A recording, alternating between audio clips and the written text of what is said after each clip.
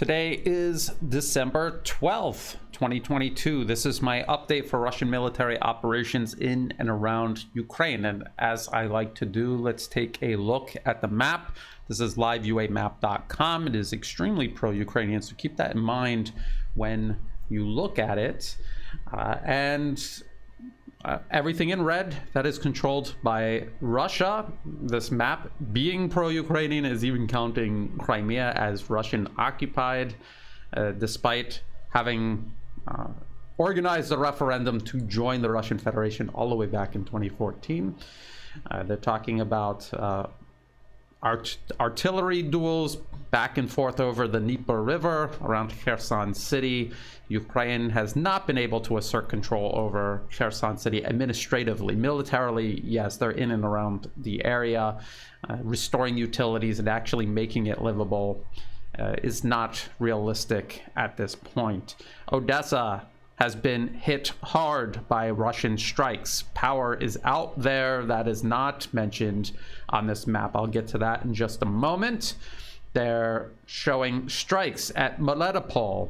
Now, I have seen some people claim that these strikes are outside the range of HIMARS. These are supposedly HIMARS strikes, multiple launch rocket systems used to strike Melitopol. But looking at the map, it looks like it's right about at the maximum range of HIMARS. If you look at the closest area Ukraine controls, they could have fired these rockets at these targets in Melitopol. Let's go back to the map. And then from Donetsk City here in the Donbas region up to Bakhmut, there is constant fighting. Alexander Mikouris of the RAN has been doing an excellent job breaking down the fighting in Bakhmut every single day. And he's citing Western media articles about how horrendous the situation is for Ukraine there in Bakhmut. And so this is part of Russia's war of attrition. They have focused on this very critical city along one of the last main defense lines Ukraine has in the east. Ukraine is obligated to hold on to the city, and they are just pouring their entire army into this city, and it's being ground down by Russian artillery, rockets, missiles, military aviation, drones, and of course tank fire and infantry. Let's continue and finish by going up along the Oskol River. We are hearing about troop buildups on both sides, so we have to keep a close eye on that. Now, let's go over what's going on in Odessa. This is a BBC article here.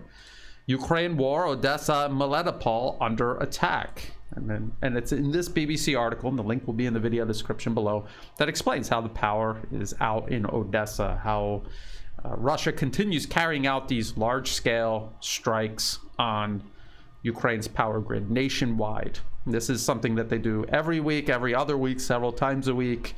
It's very clear that this is a continuous process. We keep hearing from Ukraine and Ukraine's Western backers that their air defense systems are doing such a great job taking out these Russian missiles, and yet their infrastructure continues to disappear. That would not be happening unless a significant number of missiles were making it through and hitting their targets. Now, I am hearing a variety of predictions on what Russia will do next. My prediction is I don't know, because I don't sit in on the general staff meetings. I do not have conversations with Russian President Vladimir Putin.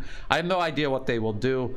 What I do know is that at the end of February, when the special military operation began, Russian President Vladimir Putin announced what, for all intents and purposes, was going to be a slow, grinding, attritional war. And when General Sergei Surovikin was put in command of the overall operation, he also said that it was going to be a slow, grinding process. The safest, most conservative, surest bet would be to just continue that. Now, there are reports that Russian forces are building up in Belarus for possibly targeting Kiev again, or perhaps bypassing Kiev and cutting off the flow of Western supplies to Ukraine by occupying large swaths of territory in the west. possibly offensive in the Kharkov region, maybe one somewhere in the Donbas region. I don't know. Russia may be creating the possibility for all of these options, but most likely is going to continue grinding down the Ukrainian military. These options are being prepared ahead of time just in case there is some significant collapse of Ukrainian fighting capacity. Then they will be able to exploit it with these options that they have prepared ahead of time. Does not necessarily mean they're going to launch one of these major, massive offenses. When you do that, if the fighting capacity of your opponent is intact, you are going to lose large amounts of men and equipment. I don't think Russia is interested in doing that. Now, getting back to these large-scale nationwide missile strikes and also drone strikes, people were wondering, where are those Goran 2 drones? Well, they're back. They've begun using them all over again. And we keep hearing about how Russia is going to run out of missiles. They should have run out of missiles. They will. This was the last large-scale wave. And then I saw this article from the New York Times. Russian cruise missiles were made just months ago despite sanctions. And the article says some of the cruise missiles that Russia launched at Ukraine's civilian infrastructure in late November were manufactured months after the West imposed sanctions intended to deprive Moscow of the components needed to make those munitions, according to a weapons research group. Experts examined remnants of a Kh-101 cruise missile found in Kiev, the capital, after an attack on November 23rd that knocked out electricity and shut down water systems in large areas of the country. One of the missiles was made this summer, and another was completed after September. Markings on the weapons show, according to a report released by the investigators on Monday, that Russia has continued to make advanced guided missiles like the Kh-101, suggests that it has found ways to acquire semiconductors and other material despite the sanctions, or that it had significant stockpiles of the components before the war began, one of the researchers said. And I'm willing to bet it's a combination of the two. They had massive stockpiles of these components well ahead of time, and that they're also finding ways of acquiring additional stockpiles of these components. It's not hard. A lot of these chips are not highly sensitive. They are chips that you can order from suppliers anywhere. And so there's ways Russia can go about doing it. This is a war from Russia's point of view regarding an existential threat. They're going to make the effort to get these components no matter what the US tries to do in terms of sanctions. Something else, I mean, if this is actually true, if Russia is if they're finding missiles that have been built very recently in these waves of attacks, I would assume that Russia would be using its oldest missiles first and then newer missiles after that. And if they're using newer missiles that have been made just months ago, that kind of suggests what Mark Sloboda, who I just had on my program last week, he said that they're making them as they need them, and they have the capacity to make huge numbers of these missiles, and they're able to make them at a rate that makes these barrages sustainable. So that's very bad news for Ukraine and their Western backers. That really is, and the Western media is starting to admit it in the form of articles like this from the New York Times. Now, since we're talking about weapons and ammunition, there is another presidential drawdown. This one right here from the U.S. Department of Defense, $275 million in additional assistance for Ukraine, December 9th, 2022. And as always, they have a list. It's a very short list and a very disappointing list. So this is what's on the list. Additional ammunition for high mobility artillery rocket systems, HIMARS. And as usual, they do not provide any numbers at all in terms of quantity. They also don't say what type of rounds they're sending either. And I've talked about that in previous updates, how they're running out of standard rounds and they're sending anti-personnel rounds because that's all they have for Ukraine to fire. Also on the list is 80,000 155 millimeter artillery rounds. And this follows 20,000 155 millimeter rounds provided a full month ago. And again, Ukraine, by its own admission, and across the Western media, we keep hearing the number of shells fired per day between 4,000 and 6,000, and then Russia firing many times more, sometimes 10 times or more artillery rounds per day. So 80,000 rounds, that'll last at most 20 days, and at 6,000 rounds per day, considering how intense the fighting is around Bakhmut, that could be possible. That's less than half of a month, and they're most likely not going to get additional standard 155 millimeter rounds until next month, sometime well into next month. This comes nowhere near meeting Ukraine's requirements. And again, this is something that the Western media has been incrementally revealing and admitting to for, I think, a couple of months now. Also on the list is counter unmanned aerial systems equipment. And this could mean many things. It could mean anything. It could mean machine guns. It could mean these electronic warfare handheld devices that you point at commercial drones to try to disrupt the signal.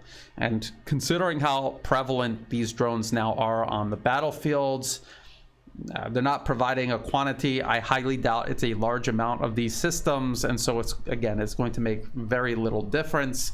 And then consider also that Russia has much higher quality drones that it can use for forward observation, in addition to these large amounts of commercially available drones.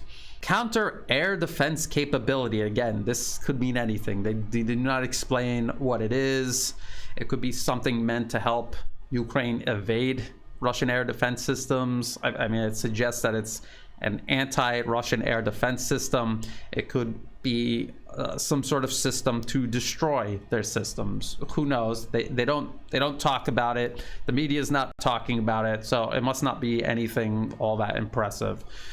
They're sending more Humvees. They're not talking about an amount. I talked about how instead of sending heavier armored vehicles and tanks that Ukraine actually needs, they're sending them Humvees and also what are essentially pickup trucks. These, in this case, are ambulances and with associated medical equipment. And considering the casualties, the numbers that we're hearing coming out of just Bakhmut alone, this sounds like a drop in the bucket, to be honest. And then approximately 150 generators. So not even 150 generators, approximately 150 generators. This is actually down from 200 that the Pentagon sent on November 23rd. So altogether 350 generators in a whole country that is out of electricity. So this will not meet military requirements or civilian requirements, let alone the requirements of both. And finally, field equipment, which could mean anything and in any quantity. So very disappointing. And as I've been pointing out every time I cover these packages, it's less and less per package, and over time you see the diminishing amount of support the United States is sending. And I always hear people ask, well, Brian, that's just the US. Maybe the rest of NATO is also sending huge amounts of equipment. No, the United States by far is sending the most equipment. Everything else from everyone else combined doesn't even come close to matching what the US is sending.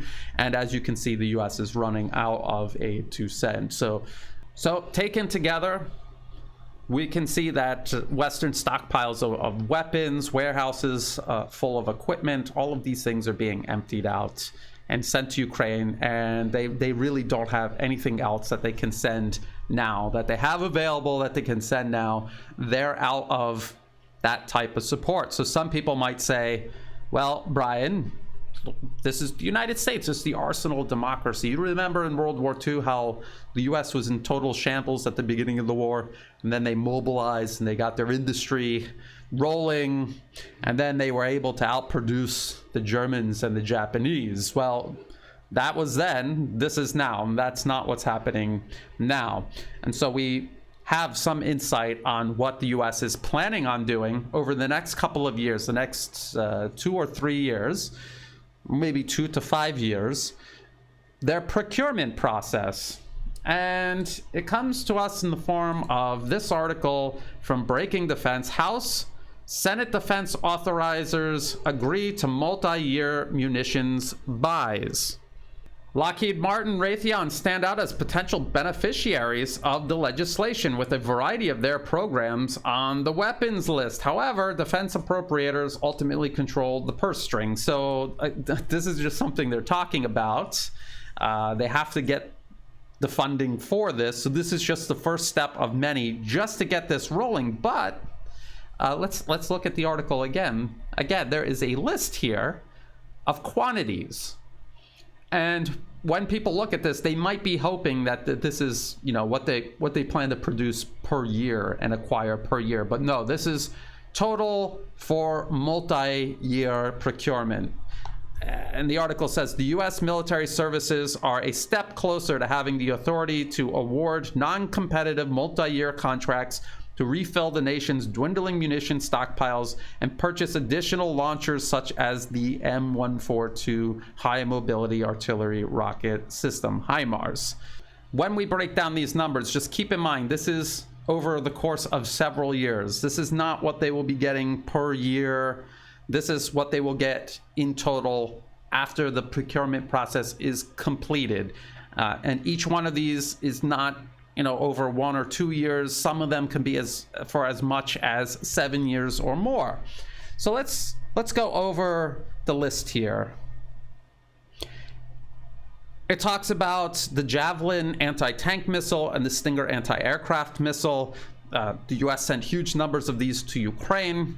Now they have to backfill this. They have no more to send to Ukraine. And so the list includes 5,600 Stingers and 28,300 Javelin missiles. And as I've pointed out many times before, and as others and even the Western media pointed out, this is going to take years to do. This is not happening anytime soon.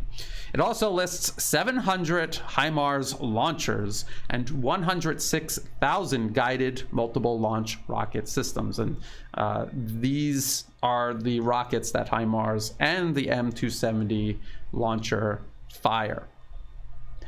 Then there is this article here. Lockheed making moves to increase HIMARS production to 96 per year. So not even 100 per year. And that's what they want to do eventually. That's not what they're doing right now. So if you're talking about 700 HIMARS, you're talking about a quantity that will take over 7 years to produce. These are the timetables we're talking about here with this list. Then they talk about artillery rounds. It talks about 864,000 155 millimeter rounds, but of several different types. So you have XM series rounds, and then you have the M107 and M795 rounds. So anything with the XM, these are rocket assisted rounds. They have a longer range. The quantity of these will most likely be much less in proportion to the other two, which are the standard rounds. And all together, we're talking about 864,000. And this is something, again, that is going to take years to do. And 864,000 rounds is not even half a year of ammunition for Ukraine at the rate they're using it on the battlefield right now. And just to confirm that all of this is over the course of several years and not annual production numbers, let's look at this article from Defense News. Army plans dramatic ammo production boost as Ukraine drains stocks. And it says the Army Secretary told reporters that the U.S. will go from making 14,155 millimeter shells each month to 20,000 by the spring and 40,000 by 2025. 40,000 by 2025.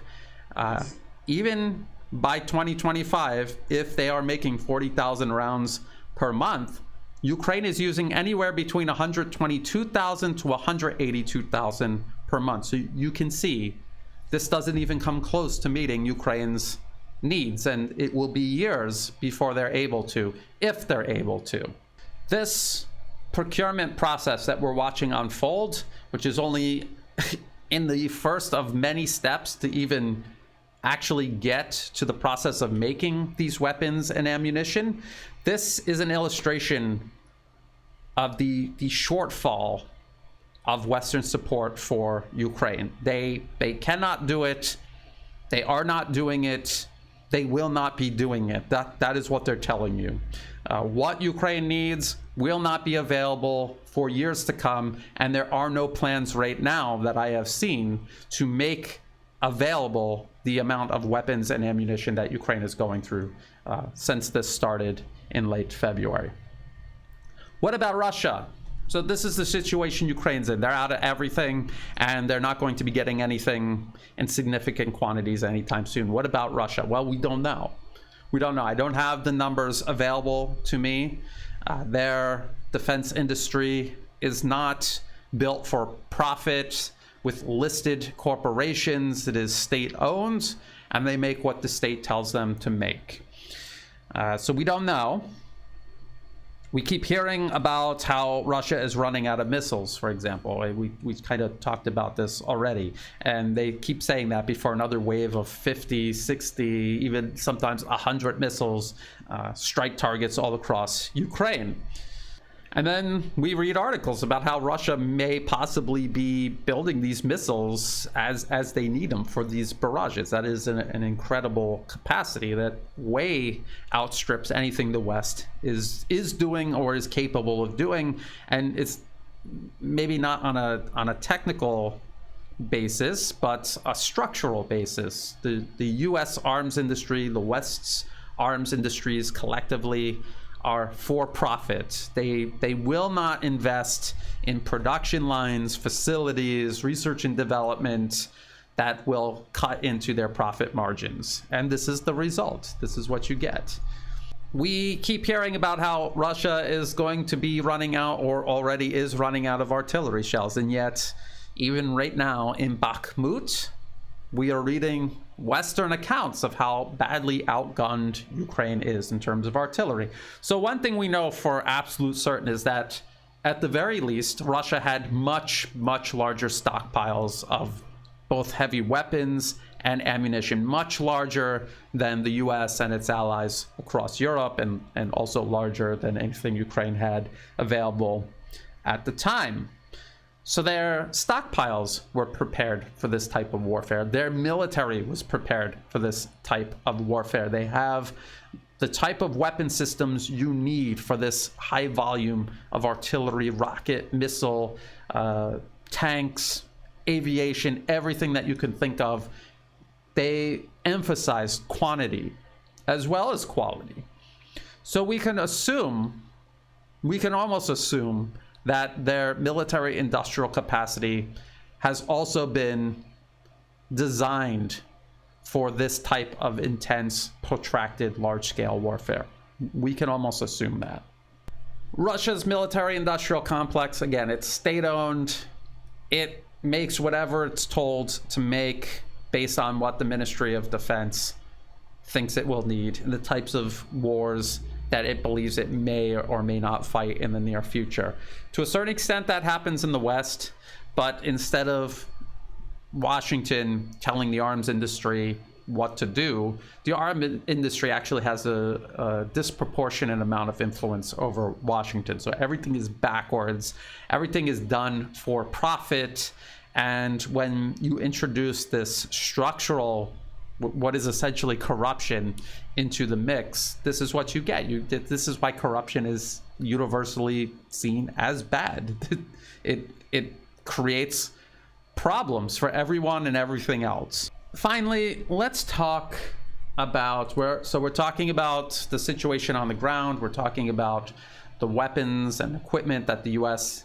is sending Ukraine in smaller and smaller amounts, smaller quantity, lesser quality.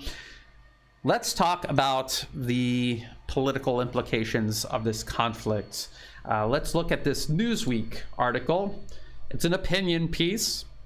Lessons from the U.S. Civil War show why Ukraine can't win. And it's by Michael Groffler and David Rundell.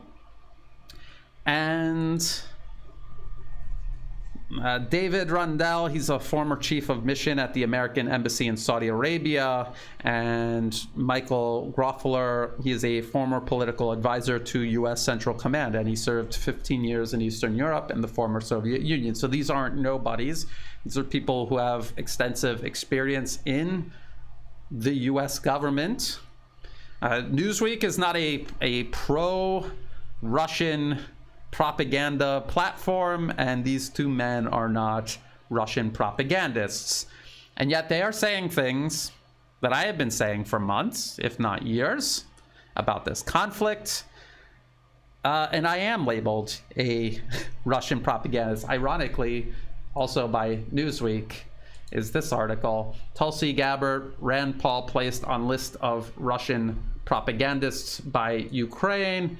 And if you scroll down, I am also on the list right here, political analyst Brian Berletic. So I'm a Russian propagandist for saying things that now an opinion piece in Newsweek says. So what does this article say? First of all, Alexander Mercouris of the Duran, he went into this extensively. I highly recommend, if you're not following him and Alex Christoforou of the Duran, you should be. They do detailed, in-depth analysis on the situation in Ukraine and beyond every single day. But I want to focus in on what they're talking about in regards to the moral imperative that the U.S. and the West claim they have supporting Ukraine. So this is what they say. Some have presented this conflict as a morality play between good and evil, but the reality is more complex. Ukraine is no flourishing democracy. It is an impoverished, corrupt, one-party state with extensive censorship, where opposition newspapers and political parties have been shut down. Before the war, far-right Ukrainian nationalist groups like the Azov Brigade were soundly condemned by the U.S. Congress because they're Nazis.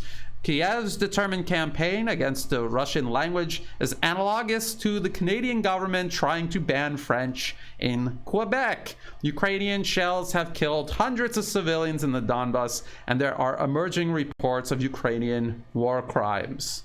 Indeed. And people have been talking about this since 2014, all of these issues. And these are also the issues Russia cites as their pretext to launch a special military operation in the first place, the threat that Ukraine posed, because it is not a Western-style democracy, whatever that even means, sharing a border with Russia. It is this corrupt, extremist state that was festering right on their border, tormenting Russian-speaking Ukrainians and threatening Russia itself. The article also admits how bleak things are for Ukraine. So everything that I said up until this, in this video, and in all of my updates, I'm always called a Russian propagandist for simply reading U.S. Department of Defense press briefings. Well, let's just hear what Newsweek says. Russia has now put its economy on a war footing. I was just talking about that. Called up the reserves and assembled hundreds of thousands of troops, including both conscripts and volunteers. Conscripts, that is not true. They are reservists. They have military background. Conscripts suggests you are pulling ordinary people off the street and pressing them into military service. This army is equipped with Russia's most sophisticated weapons, and contrary to much Western reporting, is far from demoralized. Ukraine, on the other hand, has exhausted its armories and is totally dependent on Western military support to continue the war. As chairman of the Joint Chiefs of Staff General Mark Milley noted last week, Ukraine has done about all it can. Once Ukraine's rich black soil has firmly frozen, a massive Russian onslaught will commence. In fact, it has already begun at the important transportation hub of Bakhmut. So I have been saying how important Bakhmut is. The Duran has been saying how important Bakhmut is. Now Newsweek is saying how important it is. We expect Bakhmut to fall and predict that without much more Western support, Russia will recapture Kharkov Kherson and the remainder of the Donbas by next summer. Now, while it's saying without much more Western support, I've just explained to you how what the Pentagon is sending to Ukraine right now indicates that their current stockpiles are depleted. And by looking at the procurement process, they have absolutely no plans on making the weapons and ammunition in the quantities required available anytime in the near future. So in other words, there is no much more Western support coming. That is not coming. There's no way for it to come, and it will not come. And so this is their conclusion. Now, again, the links to all of this will be in the video description below. I just want to point this out. I just want to repeat again that Newsweek is not a Russian propaganda platform. These two men are not Russian propagandists, and yet they're saying the same things that I've been saying for years now, actually, and I am labeled a Russian propagandist for doing so. It's another example of how, once again, just like Afghanistan, Iraq, Libya, Syria, we're all familiar with how we've been lied and misled about all of these other conflicts. The collective West tries to present Ukraine as something different, as something unprecedented, the exception to the rule, when in reality we're watching the veneer peel off of that lie, and we're seeing that it is the exact same thing once again being foisted upon the entire world. And we're going to have to sit here and watch unfold predictable human tragedy because too few are speaking out against it, too few people are standing up against it. And if you do, you'll be labeled a Russian propagandist. Maybe this Newsweek article is the first of many. Hopefully this is an attempt by some circles in the West to begin mitigating and rolling back this disastrous policy. And I just wanted to kind of point out how everything has now come full circle, where now even the Western media is admitting all of this, finally. If you thought this video was useful, please like and share. Think about subscribing. It's free to do. It helps the channel grow. Please check the video description below for other places you can find and follow my work. All of my YouTube videos are automatically uploaded on Odyssey and Rumble. It might take a day or two, but they'll show up there. I'm on Telegram. I'm back on Twitter, but I really do focus mostly on Telegram. I have my blog, landdestroyer.blogspot.com. All of that is in the video description below. Also, all of the links that I just went over, they're in the video description, as are ways you can help support my work. I do not monetize my YouTube channel. If you see an ad pop up, please feel free to skip it. If you do want to support my work, please do so through Buy Me a Coffee and Patreon. I am no longer using PayPal. I will be closing it by the middle of this month. PayPal has made it impossible to use, and they're also getting very political, shutting down people's accounts for political speech, which is just plain wrong. So good riddance to PayPal. To everyone who has been helping out, thank you so much. I wouldn't be able to do this work without that support, so thank you. Even if you're just sharing my work with others, sending news tips, this is all also greatly appreciated. And until next time, thank you for watching.